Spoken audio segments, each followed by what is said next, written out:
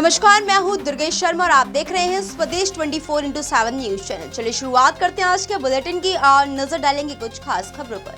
चलिए रुक कर लेते हैं दुर्ग की खबर की ओर, जहां 15वीं वित्त की राशि के आवंटन को लेकर विवाद गहरा गया है। विपक्षी जनपद सदस्यों ने भेदभाव का आरोप लगाते हुए कलेक्टर को ज्ञापन सौंपा। मिली जानकारी के अनुसार दुर्ग में वर्ष 2024 और 25 के 15वें वित्त मद की स्वीकृति राशि के आवंटन को लेकर सियासत तेज हो गई। आरोप है कि 13 जनपद सदस्यों ने मनमाने तरीके से अपनी पसंद की पंचायतों में राशि आवंटित की थी, जिसके विरोध में 11 विपक्षी सदस्य लगातार आवाज उठा रहे हैं।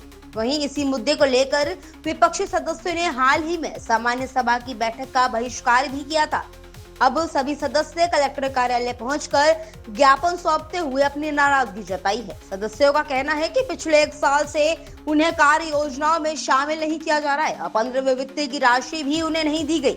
उन्होंने चेतावनी दी है कि यदि जल्द उनकी मांगों पर ध्यान नहीं दिया गया तो सभी 11 सदस्य सामूहिक इस्तीफा देंगे। उन्होंने यह भी कहा कि पंचायती राज अधिनियम के तहत सभी 73 ग्राम पंचायतों को जनपद सदस्यों की सहमति से योजना में शामिल किया जाना चाहिए और राशि का वितरण जनसंख्या के आधार पर बिना भेदभाव के होना चाहिए।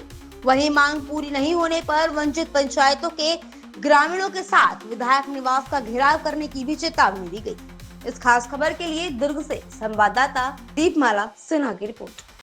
जी बताएंगे, आप लोग सामूहिक इस्तीफा के संबंध में आज कलेक्टर महोदय से मिले, क्या कहा? आज मैं बताना चाहूँगा, हम लोग सभी जनपद सदस्य जनपद पंचायत दुर्ग के निर्वाचित सदस्य हैं। 15वें वित्त आयोग की जो राशि है उसमें हमें भी समान अवसर देते हुए 13 सदस्यों के साथ भी उन सदस्यों के साथ भी हमें अपने प्रस्ताव देने का अधिकार है। हमें कार्य योजना संबंधित अधिकारियों को पूछना चाहिए कि वहाँ की आपके क्षेत्र में क्या विकास करवाना है, क्या काम करवाना है। इस टाइप की बातचीत वहाँ होनी चाहिए। पर अभी हो क्या रहा है, वर्तमान में हमारी जो जनपद सदस्य की अध्यक्ष जनपद सदस्यों सहित जो अध्यक्ष बनी हुई है वहाँ की जनपद अध्यक्ष, वो अपने 13 सदस्यों का ही कार्य प्रस्ताव में लिए हैं, कार्य योजना प्रस्ताव में लिए हैं। बाकी हमसे कोई भी कार्य योजना या प्रस्ताव नहीं मांगा गया है, चूँकि जो पंचायती राज अधिनियम के पूरा उल्लंघन है। साथ ही जब वो पैसा जो राशि है जनपद 15वें वित्त की राशि क्षेत्र की जनसंख्या और क्षेत्रफल के आधारित पर निर्णय तय होता है, वो पैसा उसी क्षेत्र में लगना चाहिए था, है ना। दूसरा ये है कि सभी से समान प्रस्ताव मांगने के बाद सामान्य सभा में तय होता है कि कहाँ कहाँ हमें विकास कार्य करना है, उस आधार पर काम होना चाहिए था। तो इन तमाम प्रक्रियाओं की अवहेलना करते हुए जनपद पंचायत दुर्ग में मनमानी करते हुए अध्यक्ष मैडम द्वारा मनमानी करते हुए अपने 13 सदस्यों का ही प्रस्ताव लेकर कार्य योजना बनाया हुआ है, जो कि पूरा गलत है। उसी का विरोध कर रहे हैं। उसी संबंध में हम लोग आज माननीय कलेक्टर साहब के पास आए थे कि आप इस गलत को रोकिए। आप सक्षम अधिकारी हो, आपकी जिम्मेदारी है कि क्षेत्र में सबके साथ समान भाव समान समानता होना चाहिए। हमें भी समानता मिलनी चाहिए, 13 सदस्यों के समान अधिकार मिलने चाहिए।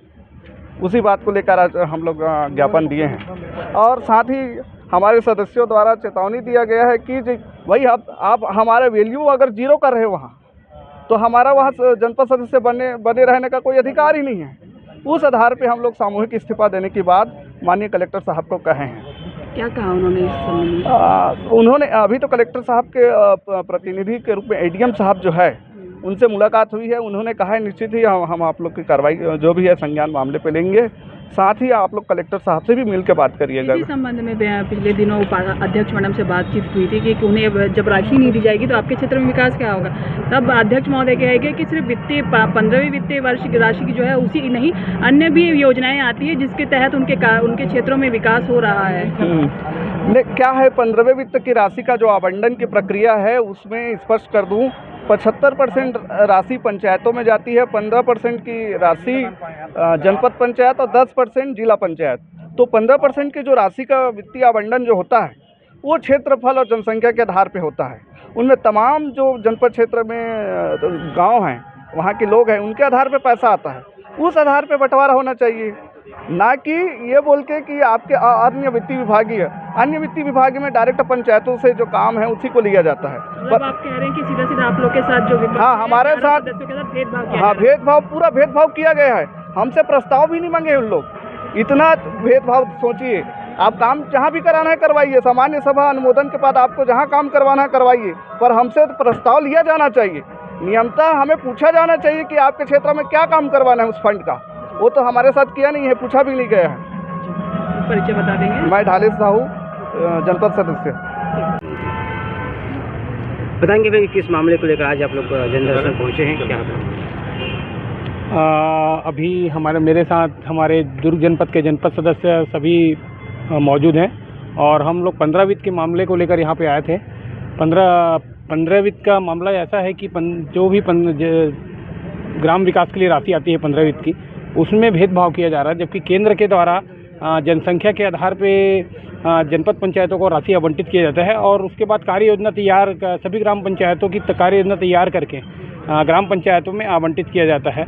लेकिन हमारे जनपद पंचायत दुर्ग में पिछले 24-25 का भी राशि आवंटित किया गया, जिसको कुछ 13 जनपद सदस्यों द्वारा मन चाहे क्षेत्र मात्र 16 पंचायतों में, जबकि हमारे जनपद में 73 ग्राम पंचायत है, मात्र 16 पंचायतों में बांटा गया। और उसी तरह भी 25-26 का भी राशि यहाँ पर आ चुका है और उसको भी उनके द्वारा मात्र 27 पंचायतों में बांटने का प्रयास किया जा रहा है। उसके लिए का प्रस्ताव पारित कर दिया गया है, जिसके विरोध में हम लोग आए हैं, क्योंकि जो राशि आ रही 15 वित्त की वो 73 ग्राम पंचायतों का अधिकार है और 73 ग्राम पंचायतों को कार्य योजना में शामिल करना चाहिए और उसमें प्राथमिकता के आधार पे वहाँ पे फिर कार्य को देना चाहिए।